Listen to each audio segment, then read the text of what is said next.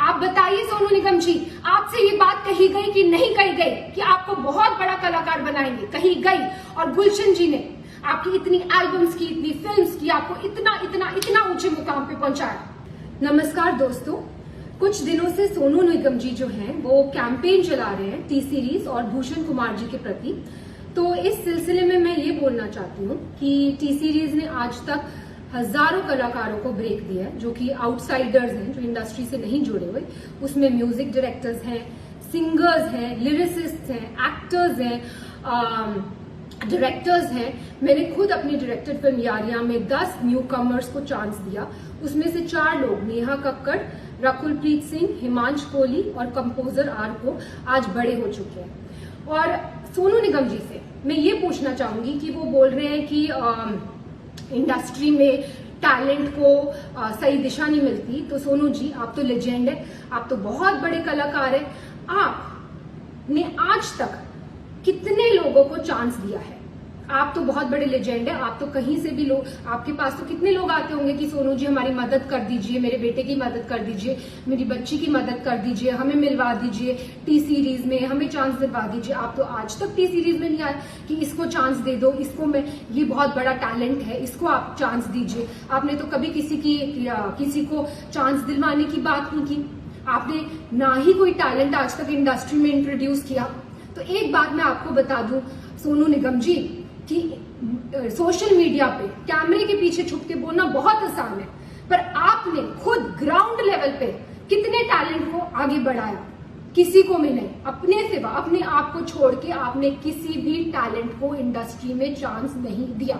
और आज आप हम पर ब्लेम कर रहे हैं कि हम लोगों को चांस नहीं देते, जबकि 97% लोग जो कि टी सीरीज में काम कर रहे हैं आज की डेट में, आप देख लीजिए, वो आउटसाइडर्स है, वो इंडस्ट्री किड्स नहीं है, उनका इंडस्ट्री से कोई भी लेना देना नहीं है। फिर भी हम उनको नए टैलेंट को ढूंढ रहे हैं और उनको चांस दे रहे हैं। दूसरी बात जो आपने बोली अपने वीडियो में, वो आपने ये बोली कि भूषण जी आपके पास आए और उन्होंने आपसे कहा कि भाई प्लीज मुझे बाला साहब ठाकरे से मिलवा दीजिए, प्लीज मुझे स्मिता ठाकरे से मिलवा दीजिए, प्लीज मुझे सहारा श्री से मिलवा दीजिए। मैं आप सबको ये बताना चाहती हूँ कि सोनू निगम जी खुद 5 रुपए में दिल्ली की रामलीला में गाना गाते थे। वहां से इनको स्पॉट किया गुलशन कुमार जी ने। उन्होंने इनका टैलेंट पहचाना, इनको टिकट्स दी फ्लाइट की, इनको बॉम्बे बुलाया और इनसे कहा गया कि बेटा मैं तुझे बहुत बड़ा कलाकार बनाऊंगा। आप बताइए सोनू निगम जी, आपसे ये बात कही गई कि नहीं कही गई कि आपको बहुत बड़ा कलाकार बनाएंगे? कही गई। और गुलशन जी ने आपकी इतनी एल्बम्स की, इतनी फिल्म्स की, आपको इतना इतना इतना ऊंचे मुकाम पे पहुंचाया। पर आपने क्या किया ये मैं अभी बताती हूँ। उससे पहले मैं अपने को शेरू को बुलाना चाहूंगी। ये शेरू है और ये शेरू मैं तुमसे पूछना चाहती हूँ कि तुम कहाँ से हो? हाँ जी, मैं मधुबनी बिहार से हूँ। और तुम कितने साल से टी सीरीज में हो? मैं 1988 से मैं टी सीरीज में हूँ जी। तो तुम मुझे क्या बता रहे थे सोनू निगम जी? तो सोनू निगम जी के बारे में मुझे मालूम है बेटा। मैं जब आप लोग नहीं थे तभी गुलशन जी ने इनको दिल्ली से बम्बई लाए थे। मैं गुलशन जी के साथ ही उस टाइम में था, भूषण जी भी नहीं थे उस टाइम में। मैं गुलशन जी के साथ, मैं और वो लोग बम्बई में रहते थे। सोनू निगम जी आए थे, उनके पास वो ऐसे छोटी स्कूटी होती है ना, उस भी आते थे। हमने हमारे ऑफिस में वो रिसेप्शन बैठे रहते, कितना पे साहब आते थे तो उनसे मतलब मुलाकात करनी, कभी कोहली जी से, कभी मुकेश वगैरह, उनसे बातें करते रहते थे। घंटों घंटों लाइन में बैठे, मतलब वो उनसे बातें करना। फिर धीरे धीरे साहब आते, फिर साहब ने उनको बोला था कि मैं मतलब काम कराना है उनके साथ काम। कुछ बहुत दिन के बाद साहब ने, फिर 2-4 महीने के बाद साहब ने उसको भी आगे काम दिया। बहुत सारे एल्बम बनाए, बहुत फिर फिल्मों में चांस दिया, बेवफा सनम वगैरह बहुत हिट हुए उस टाइम में। तो उनका बहुत बड़ा नाम बन गया। बहुत बड़ा नाम हो गया। मतलब जब से मतलब ये जो भी है आज, ये जो भी है सब गुलशन जी की वजह से ही है मेरे हिसाब में। Thank you. सोनू जी की आप जानते होंगे ये हमारे घर के कुक है और 88 से ये हमारे घर में। एनीवेज, अब मैं ये बताना चाहती हूँ कि 1998 में जब टी सीरीज की फैमिली के साथ ये हादसा हुआ था और गुलशन कुमार जी को खत्म कर दिया गया था, तब सोनू निगम जी ने क्या किया? तो सोनू निगम ने सोचा कि अब तो टी सीरीज का क्या होगा, टी सीरीज का तो कोई करता धरता है नहीं। ननू यानी कि भूषण कुमार, जो कि गुलशन कुमार जी के बेटे हैं, वो तो सिर्फ 18 साल के हैं, उनको तो कुछ आता धोता है नहीं। वो तो खुद ही मेरे पास आके हेल्प कर रहे हैं, मांग रहे हैं कि भाई मुझे इससे मिलवा दो, मुझे इससे मिलवा दो। वो तो किसी को इंडस्ट्री में जानते नहीं है।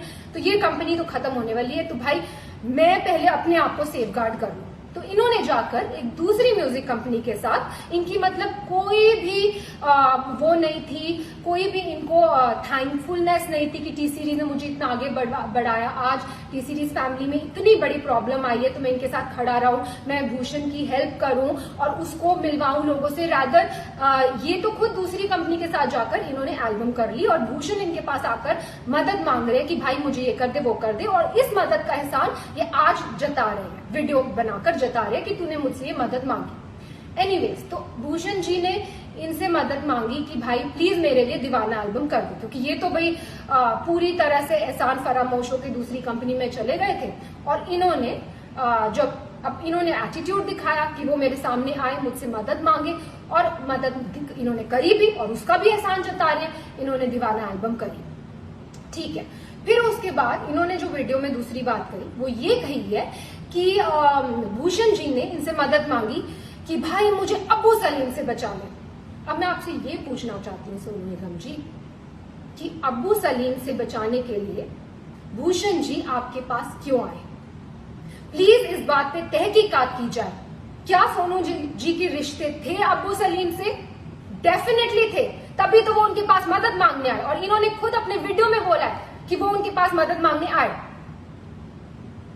नेक्स्ट चीज जो मैं ये बोलना चाहती हूँ कि सोनू जी ने बोला है कि भूषण जी पे एक लड़की ने आरोप लगाया मीटू का, और उसके बाद वो आरोप वापस ले लिया गया और भूषण जी ने माफिया की चाल चली। पर मीडिया को सब पता है, मतलब भूषण जी मीटू रेपिस्ट है, लेकिन ये बात माफिया ने दबा दी। अब मैं आपको ये बताना चाहती हूँ सोनू जी कि मीटू एक बहुत ही अच्छी मूवमेंट थी जो स्टार्ट की गई इसलिए ताकि सोसाइटी में जो ऐसे लोग हैं, जो बुरे लोग हैं, उनका सफाया हो सके। पर इस मूवमेंट का बहुत सारे ऐसे लोगों ने फायदा उठाया, पैसे ऐंठने के लिए, ब्लैकमेल करने के लिए, किसी को किसी से वेंजेंस है तो किसी लड़की के कंधे पे बंदूक रख के चलाने के लिए। और ऐसे ही हमें बहुत सारी ब्लैकमेलिंग कॉल्स आई मीटू के टाइम पर। उस टाइम पर हमने सिर्फ पुलिस की सपोर्ट ली, पुलिस की हेल्प ली, और पुलिस ने तहकीकात की और पुलिस ने ये क्लियर कर दिया कि ये तो सीधा सीधा ब्लैकमेलिंग का केस है। और पुलिस ने हमने पूछा कि क्या आपको कुछ करना है, कुछ मानहानि का दावा करना है या कुछ करना है। हमने डिसाइड किया कि नहीं, हम मीडिया तक में भी ये बात आउट नहीं करेंगे कि क्या हुआ है हमारे साथ। क्यों? क्योंकि हम खुद किसी लड़की को डाउन क्यों करें, हम किसी लड़की को क्यों उसको इस तरह भरे बाजार में उसकी इज्जत उतारें। लेकिन उसका ऐसे बहुत सारे केसेस आए हमारे पास और उसका फायदा आप जैसे लोग उठाते हैं। और कई लड़कियों ने एडमिट भी किया कि कई लोगों ने जो सच्चे दुश्मन है इंडस्ट्री में, उन्होंने वो पीछे थे इस मिली भगत के। लेकिन देखिए आप आज भी इसका फायदा उठा रहे। मैं पूछना चाहती हूँ सोनू निगम जी, क्या है मीटू मूवमेंट? मैं लगा दूं आप पे मीटू, तो मैं लगा दूं आप पे मीटू, बोल दूं आप मीटू रेपिस्ट है, हो जाएंगे आप मीटू रेपिस्ट। तो प्लीज सोच समझ के वीडियो बनाया कीजिए, क्योंकि आपने धमकाया वीडियो में कि आप उस लड़की का वीडियो आउट कर देंगे। बेशक कीजिए, पर नेक्स्ट टाइम कोई भी वीडियो आउट करना हो, याद रखिए प्रूफ के साथ कीजिए। बिना प्रूफ के मीटू मूवमेंट का कोई मतलब ही नहीं है। और कोई भी अगर बिना प्रूफ के कोई इल्जाम लगाता है, क्योंकि जब से आपने ये अपना वीडियो ऑन किया है तब से वापस हमारे पास ब्लैकमेलिंग कॉल शुरू हो गए। वापस कई लड़कियां उठ गई हैं कि हमें तो सोनू निगम जी से इंस्पिरेशन मिल गई है, हमें आप हमें काम दो, या तो हमें आप पैसा दो, नहीं तो हम आप पर ये कर देंगे। सिर्फ ये लड़कियां ही क्यों, बहुत सारे सिंगर्स और खड़े हुए हैं, वो कर रहे हैं, वो ऐसे ब्लैकमेल कर रहे हैं। मुझे ये वीडियो बिल्कुल भी नहीं बनाना था सोनू निगम जी, और भूषण जी ने तो मुझे स्पेशली बोला था कि हमें चुप रहना, हमें चुप्पी साधे रखनी है। लेकिन आपने अभी भी अपनी कैंपेन बंद नहीं की। आज भी हम कोशिश करते हैं टी सीरीज से कि 80% लोग 100% लोगों को चांस दे, पर कई बार लोगों को काम नहीं मिल पाता बिकॉज सो मेनी रीजंस। किसी म्यूजिक डायरेक्टर, कोई धुन में कोई कलाकार जाता है, कोई धुन में कोई कलाकार जाता है। 80% लोगों को तो काम मिल रहा है ना मार्केट में। जो 20% को लोगों को काम नहीं मिल रहा, वो कोई भी शुरू हो जाएगा, कोई भी किसी पे भी आरोप लगा सकता है। आज तो ऐसा माहौल है। और आपने जब अपना वीडियो ऑन किया तो मैं आपको बता दूं कि मेरे साथ क्या हुआ।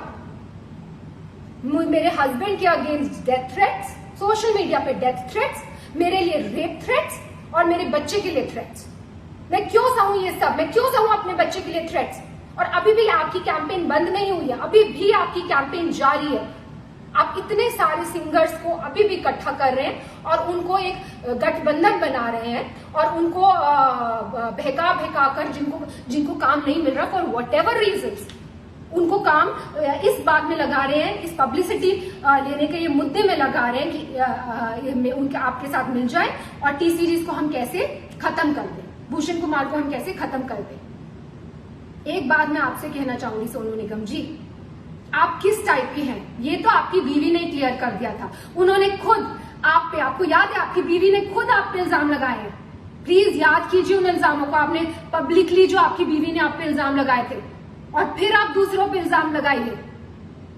और मैं बिल्कुल, जैसे कि मैंने कहा, मैं बिल्कुल इस हक में नहीं थी कि मैं ये वीडियो बनाऊं, लेकिन इतनी मैं कश्मकश में हूं, क्या करूं, बनाऊं ना बनाऊं, ये सच्चाई लाऊं कि नहीं लाऊं। फिर मुझे फाइनली गीता से मुझे मेरा आंसर मिला। गीता में जब अर्जुन भगवान कृष्ण से पूछते हैं कि मुझे ये युद्ध नहीं लड़ना है, ये युद्ध लड़के किसका फायदा होगा, तो भगवान कृष्ण अर्जुन को समझाते हैं कि एक योद्धा के लिए धर्म से बढ़कर युद्ध लड़ने के अलावा और कोई बड़ी चीज नहीं है। अगर तुम युद्ध नहीं लड़ोगे तो तुम अपना यश गवाओगे, तुम्हारा अपयश होगा, संसार में लोग तुम्हारे अपयश की चर्चा करेंगे और तुम्हारे दुश्मन हर तरह के कटु वचन बोलकर तुम्हारा वर्णन करेंगे। और वही हो रहा है, सब लोग कटु वचन बोल रहे हैं, सारी दुनिया। जैसे कि मैंने बोला, मुझे रेप थ्रेट्स आ रहे। तो मैं ये कहना चाहूंगी कि जितने भी आप सिंगर्स को, म्यूजिक डायरेक्टर्स को, जिनके पास आज कोई काम नहीं है, उनको आप भड़का रहे हैं, उनको भड़काना बंद कीजिए, क्योंकि अदरवाइज रणभूमि ओपन है। किसी को भी पब्लिसिटी के लिए इस रणभूमि में आना है, युद्ध ऑन है।